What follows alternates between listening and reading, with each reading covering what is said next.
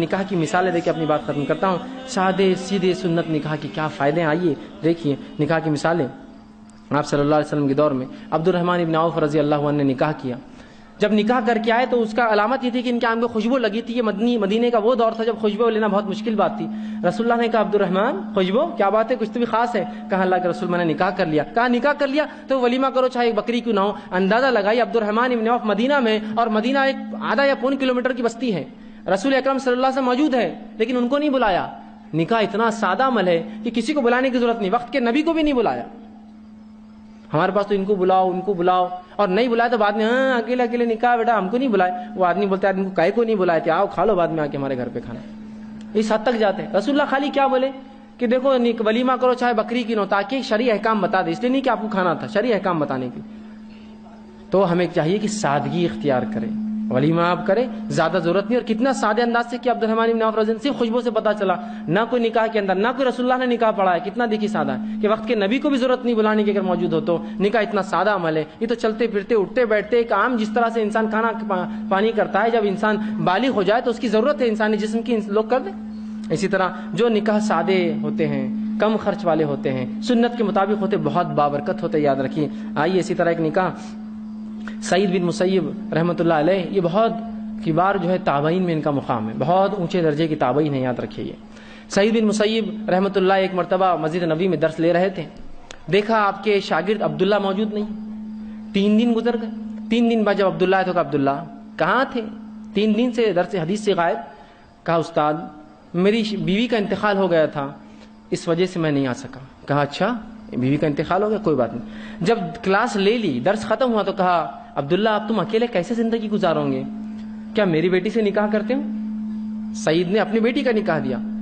عبداللہ پریشان ہو گئے. سعید بن مسیب یہ کوئی معمولی شخصیت نہیں, یاد رکھیے. ان کے تعلق سے آتا ہے کہ وقت کے خلیفہ کے 3 لڑکے تھے, تینوں کا پیغام آ کے رکا ہوا تھا کہ سعید جس کو چاہو میری بیٹی, آپ کی تمہاری بیٹی میرے بچوں کے نکاح میں دے دو. مطلب لڑکی کی چوائس پر چھوڑا گیا تھا کہ سعید جس سے چاہے اپنی بیٹی کا نکاح میرے لڑکوں سے کرا دے. وقت کے خلیفہ نے, آج کے دور میں کہیں گے پرائم منسٹر رشتہ بھیجاؤ میرے گھر پر, وقت کے خلیفہ نے بھیجا تھا کہ میرے 3 لڑکے, سعید جو لڑکی تمہاری لڑکی جس لڑکے کو پسند, جس کو تم پسند کرو دے دو.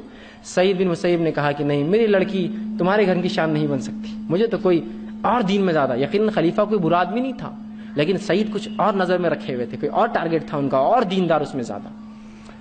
عبداللہ ان کی نظر میں تھے, جانتے تھے عبداللہ کیسا انسان ہے, اس کا سلوک اپنی بیوی کے ساتھ کیسا ہے. اور عبداللہ اب مطلقہ جو ہے بیوہ ہے ایک طرح سے. عبداللہ کی بیوی مر چکی ہے, یہ پہلے شادی شدہ ہے آلریڈی.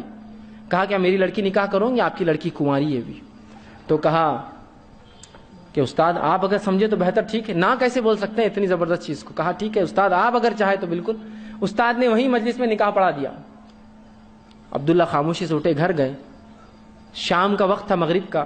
کچھ روٹیاں سوکھی تھی, توڑ کر بھگا رہے تھے, اور وہ کہتے آج میں نے روزہ رکھا تھا, اس لیے کہ کھانے کچھ نہیں تھا اس لیے روزہ رکھا. سوچا تھا روٹی تھی سوکھی تو رات میں کھاؤ, تو روٹی بھگا رہے تھے پانی میں تاکہ نرم ہوں گی تو کھاؤں گا. دروازے پہ دستک ہوئی, کہا کون ہے, تو کہا سعید.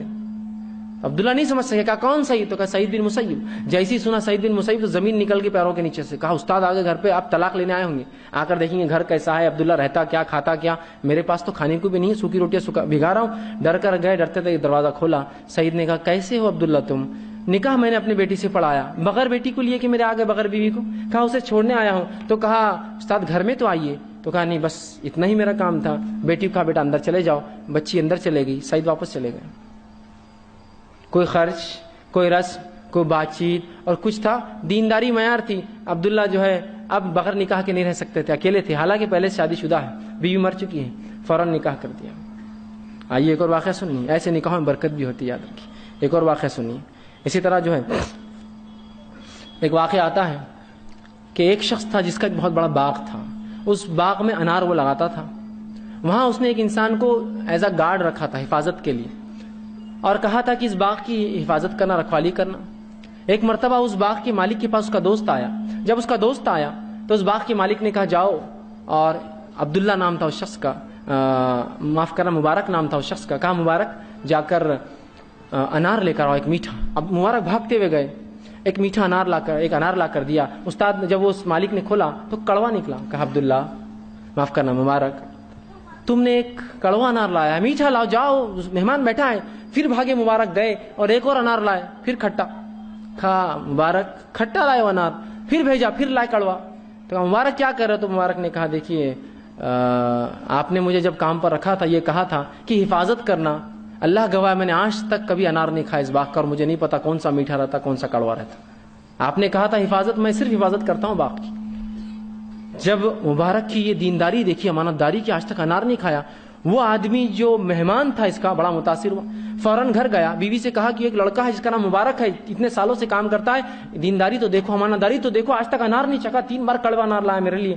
تو اس بیوی نے، اس عورت نے اس کی کہا، اس کی بیوی نے، اتنا دیندار لڑکا، تو پھر تم رشتہ طے کیوں نہیں کر کے آ جا اپنی بیٹی کا اس سے؟ آگے گئے کو مجھے سنا رہی ہے قصہ کیسا ہے؟ تو کہا میں سوچا تم سے مشورہ لڑکی سے پوچھ لوں۔ گئے، مشورہ لیا، لڑکی سے اجازت، لڑکی نے کہا ٹھیک ہے کوئی مسئلہ نہیں۔ فوراً گئے اور کہا مبارک کیا میری لڑکی سے نکاح کروں؟ مبارک نے کہا میں کنوارا ہوں، بالکل کروں گا، اور نکاح کیا۔ دیکھیے کتنا بابرکت نکاح تھا، بنیاد دین تھی، سادگی سے نکاح ہوا، اللہ نے ایسے نکاحوں میں ایسی برکت دی۔ اب مبارک سے اولاد پیدا ہوئی جس کا نام عبداللہ رکھا، جو آج عبداللہ بن مبارک امام بخاری کی استاد ہے۔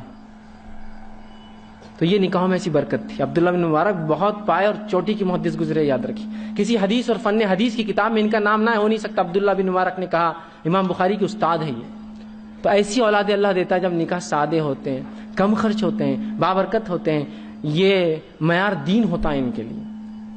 علی بن ابی طالب کا نکاح ہوا، اور جب یہ نکاح سادے ہوتے ہیں، یاد رکھیے دینی بنیاد پر ہوتے ہیں، تو اللہ اتنا مال و دولت بخشتا ہے۔ یاد رکھیے آج ہم نکاح کر کے لوگوں سے چھپتے پھرتے اس لیے کہ ہم پہ غربت طاری ہو جاتی ہے، ہم ادھار اور مخروض ہو جاتے ہیں۔ یہ لوگوں نے نکاح کیے، سادے نکاح کیے، اللہ نے ایسی زندگیوں میں برکت دی کہ جن کے نکاح کھجوروں پر ہوئے، اللہ رب